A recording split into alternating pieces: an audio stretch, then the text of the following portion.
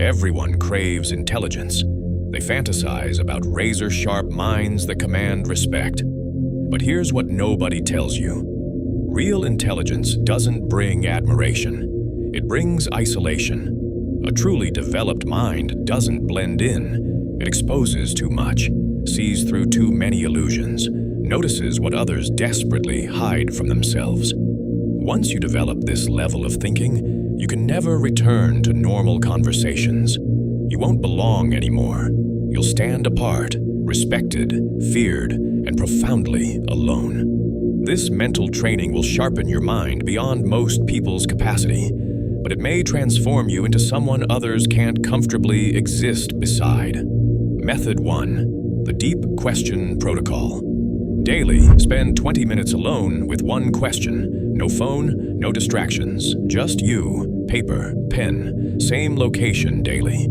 Your brain learns through environmental cues, so consistency matters. Write one specific question at the top. Why do I procrastinate on important tasks?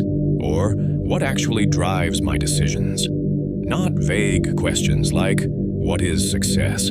Sharp, personal ones that unsettle you. Read it aloud, then write every answer that surfaces. First answers will be shallow, things you've heard before. Don't stop. Keep asking why after each answer. Why is that true? Why does that matter? Keep drilling. Your brain will panic. You'll think, this is pointless. That's the breaking point most people quit at. That's the test. Push through. New connections emerge. Hidden fears surface. Forgotten patterns reveal themselves. That's what you're mining for. End each session with one paragraph summarizing your deepest insight. Doesn't need polish, just capture the breakthrough. Do this 30 days straight. Week 1 feels tedious. Week 2 feels uncomfortable. By week 3, something shifts. Your brain starts doing this automatically. You'll dissect any problem faster than others. You'll stop accepting surface explanations. You'll spot contradictions in people's beliefs instantly. By day 30, you've trained your mind to attack reality instead of floating on comfortable assumptions. Example: question is, why do I avoid conflict?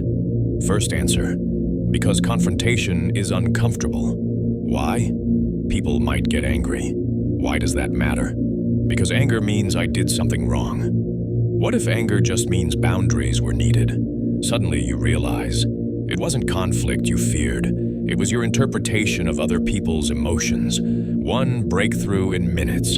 Imagine 30 days of this. Your brain becomes trained to slice through excuses and self-deception. Warning: this reveals uncomfortable truths. You may uncover beliefs you've built your identity on that crumble under examination. That heaviness means it's working. The danger is stopping halfway. If you quit when answers get disturbing, you've taught your brain it can run from truth. Method 2. Convert everything into tools. Most people consume information like entertainment. Scroll, read, forget. Their memory is a graveyard of wasted knowledge. You'll treat every piece of information as a potential weapon. When something catches your attention while reading, watching, or listening, stop. Ask, how can this be used? Could this persuade someone? Disarm an argument? Give leverage in negotiation? Predict behavior? Write it down, not as a note, but as a tool. Example: you read that people fear loss more than they desire gain. Don't just admire it. Write. Tool: in conflicts, frame my position around what they'll lose by refusing, not what they'll gain by accepting. Daily, capture 3 tools. From anywhere: books, videos, conversations, articles. End of week, 21 tools. Review them. Pick the 3 strongest and mentally rehearse using them. Soon you'll have hundreds of psychological instruments others don't possess. When someone argues, you pull out a principle you've trained. When someone manipulates, you recognize the technique instantly because you've studied and weaponized it. Warning: this makes you calculating. You stop seeing information as interesting. You see it as ammunition. You stop being a spectator everything becomes either tool or target. People will sense you're armed, even if they can't explain why. The trade. Average people are warm but powerless. Trained people are powerful but cold. Method 3. Pattern collection. Stop seeing random events. Train yourself to see patterns, repeated behaviors, hidden signals that guide human action. Daily, choose one environment to observe. Coffee shop, workplace, family dinner. Don't participate. Watch, listen, note. The person who touches their neck before disagreeing. The one who laughs immediately after making statements, seeking approval. The colleague who uses actually before every correction. These patterns are invisible to them, visible to you. Write them. Signal. Repeated throat clearing equals anxiety about topic being discussed. Build a dictionary of human codes. The world stops being chaos. It becomes predictable. Eventually, someone will start a sentence and you'll know how it ends. Someone will shift position and you'll anticipate their next move. It's not supernatural. It's disciplined attention sharpened into precision. Purpose isn't judgment. It's understanding people deeper than they understand themselves. Once you do, you control interactions. You can anticipate weakness, amplify strength, decide outcomes. Cost. Once you see these loops, you can't unsee them. You'll notice most people are running scripts, predictable patterns they mistake for free will. This realization creates detachment. You may feel surrounded by automatons. This is intelligence's loneliness. Method 4.